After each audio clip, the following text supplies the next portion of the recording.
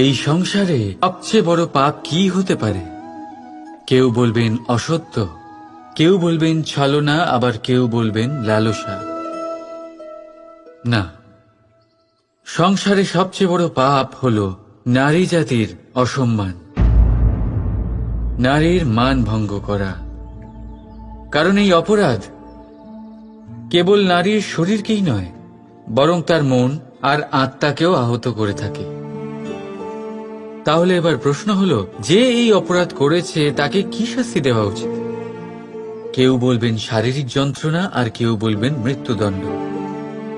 কিন্তু এই অপরাধের শাস্তি নির্ধারণ করার আগে এটা জানার কি কোনো প্রয়োজন নেই যে অপরাধী আসলে কে?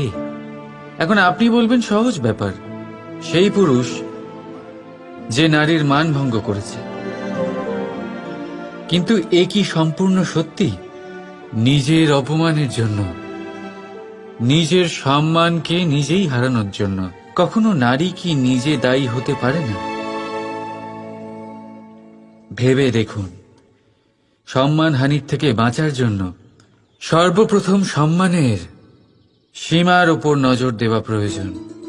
রাবণ সীতার হরণ এই জন্যই করতে পেরেছিলেন কারণ সীতা নিজের বোকামোর জন্য রাবণের সেই সীমা উল্লঙ্ঘন করা সহজ করে দিয়েছিলেন। কিন্তু অশোক বাটিকাতে সেই সীতাকেই রাবণ স্পর্শ পর্যন্ত করতে পারেননি, কারণ সে রাবণ আর তার মাঝখানে ঘাস দিয়ে একটা ছোট রেখা বানিয়ে দিয়েছিলেন। জীবনে না বলতে শিখুন। যদি কেউ আপনার সম্মানের সীমা পার করতে চেষ্টা করে তাহলে তাকে সেখানেই আটকাতে শিখুন। আপনার ওপরে ওঠা প্রথম হাত, প্রথম কটাক্ষ ওইখানেই আটকাতে শিখে নিন।